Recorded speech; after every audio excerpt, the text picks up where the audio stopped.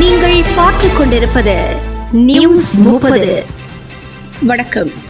சொக்கம்பட்டி ஊராட்சியில் நலம் காக்கும் ஸ்டாலின் பல்நோக்கு மருத்துவ முகாம்.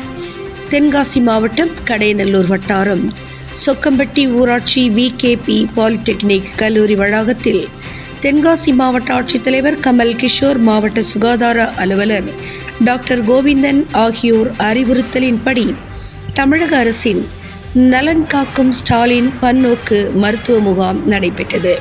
வட்டார மருத்துவ அலுவலர் டாக்டர் தவமணி தலைமை வகித்தார். சொக்கம்பட்டி ஊராட்சி மன்ற தலைவர் பச்சைமால், துணைத் தலைவர் செல்வகுமார், திரிகூடபுரம் ஊராட்சி மன்ற தலைவர் முத்தையா பாண்டியன், துணைத் தலைவர் மீரான், புன்னையாபுரம் ஊராட்சி மன்ற தலைவர் திலகவதி கண்ணன், துணைத் தலைவர் திருமலை வேலு, ஒன்றிய கவுன்சிலர்கள் கீதா மணிகண்டன், அருணாச்சலம், புன்னையாபுரம் மணிகண்டன் ஆகியோர் முன்னிலை வகித்தார்கள். வட்டார சுகாதார மேற்பார்வையாளர் புன்னைவனம் வரவேற்றார்.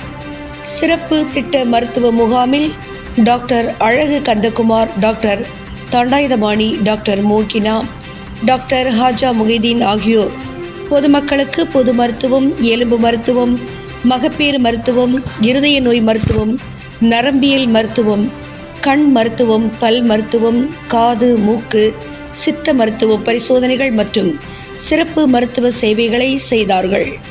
அதனை அடுத்து கர்ப்பிணி பெண்களுக்கு ஊட்டச்சத்து பெட்டகம் வழங்கப்பட்டது.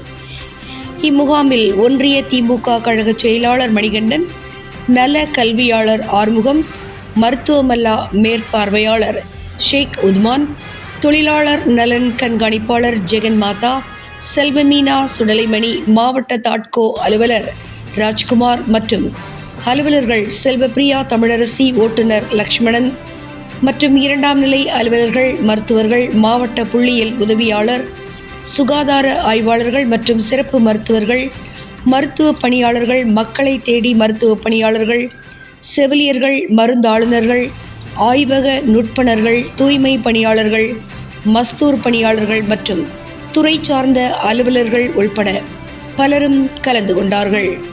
முடிவில் சுகாதார ஆய்வாளர் பழனிவேலு நன்றி உரைத்தார். நியூஸ் 30 செய்திகளுக்காக தென்காசி மாவட்டத்திலிருந்து கோவிந்த்.